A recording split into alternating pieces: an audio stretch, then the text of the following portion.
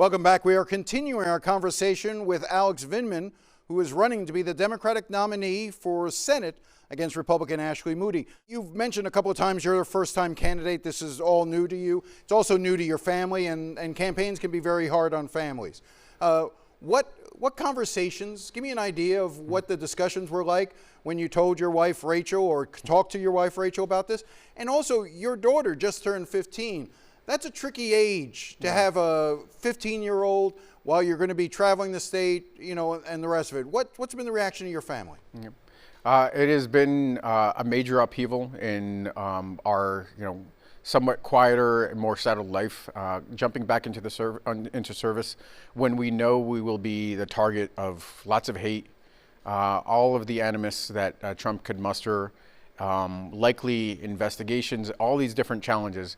Has created quite a bit of upheaval. So, babe, I'm sorry that we're going back in, but I think the urgency of the moment requires us to come back and try to see what we could do to help. All right, let's talk about some issues that you would, if you were in the Senate right now. So there's obviously a lot of talk among senators about not funding or putting restrictions on ICE. Talk to me about what you think the Senate must demand when it comes to continued ICE funding and DHS? Over the course of most of last year, what we've seen is Trump cavalierly deploying ICE and troops. He's put National Guard and active duty into cities. And he's done that not with a law enforcement eye in mind, not to secure borders. That is an absolutely essential task of the executive branch, but really to harass a population and to harass minorities and vulnerable peoples. That's steadily escalated from abusing populations to murdering people in the street. It's a direct signal that the president, the vice president, the secretary of DHS have sent to ICE that they can get away with this, that they have blanket immunities, and that is not tolerable in the state. That is what I've witnessed serving in Moscow as an attaché. We need to have checks on, and for the protection of American citizens, we need to have checks on power, and that's fundamentally why I'm running. We need to make sure that ICE specifically is not masked, is not escalating, is properly trained, and is doing its law enforcement function, not abusing a population. My commitment is to provide that kind of oversight and not be a rubber stamp that Ashley Moody and so many other Republicans are signing on to. We need the system to work the way it's designed, with a proper check on power from the executive branch, from the legislative branch. These things should be working in concert, not everybody just saying, yes, sir, may I have another. Was the president right to go into Venezuela and take out Nicolas Maduro? I don't think anybody's going to shed a tear for Nicolas Maduro. He is a heinous despot. We have hundreds of thousands of Venezuelans in the state that fled a Chavez-Maduro regime. My question is not about his actions and that our military performed flawlessly. It's about what do we do next? Are we leaving this despotic regime in place just minus Maduro? Or are we going to follow through on what the president said, which is we're going to run the place? We tried that in the Middle East for 20. We had 20 years of involvement in the Middle East. That hasn't really worked out too smoothly for us. So my concern is that these things are not being well thought through. That the Secretary of Defense is not somebody that thinks through these problem sets very carefully. That the president is not somebody that thinks through these problem sets, and that we are creating chaos and potentially creating new crises in our own backyard. If I had confidence in this administration, if I had confidence in the cabinet to be able to think through these problems, that's one thing, but we don't have that. We're about to get involved in Iran. That looks like it's right on the corner.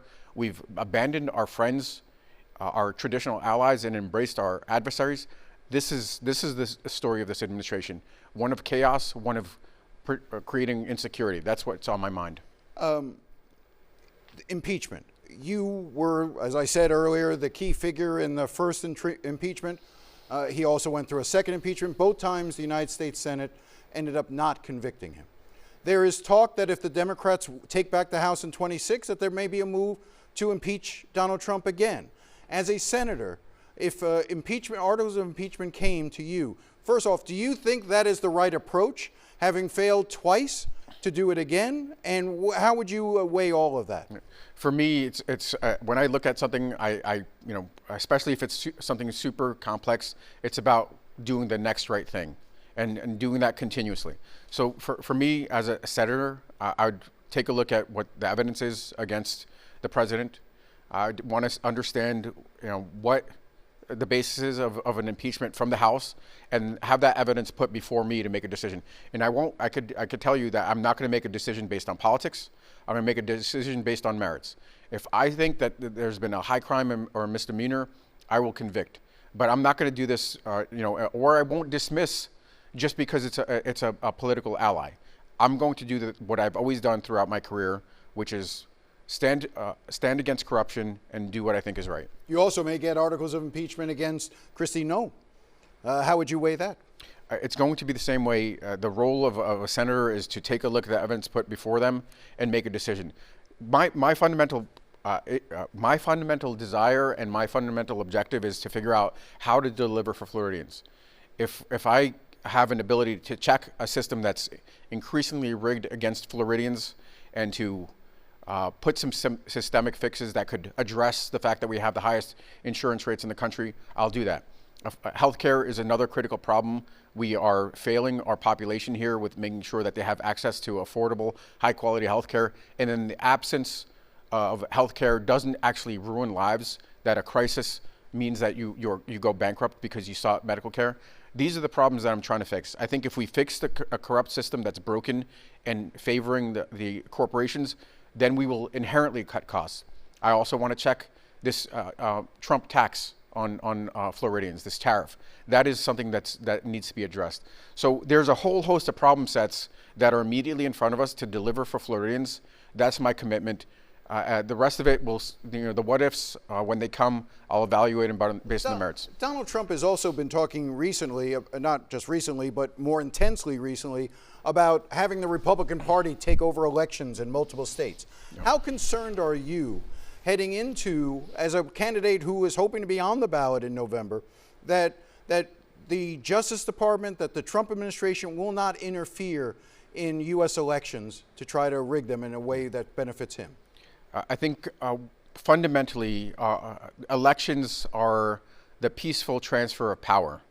The majority of an electorate speaks their mind, determines who they want to represent them, and then the expectation is the system just plays out naturally and power transitions. I think that there is a very real chance that somebody might, I think the president might attack the system. We see that already unfolding.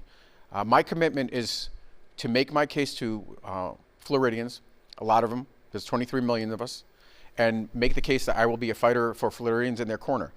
But I think with this in mind, I think that we have a very, very real chance of not just winning on the margins, but having a tidal wave of support go to brand the direction that we're taking as utterly wrong and to take us in a new direction. With that, that's not easy to steal. We only have about 30 seconds. Has Donald Trump done anything that surprised you, that even you thought was beyond what he would do?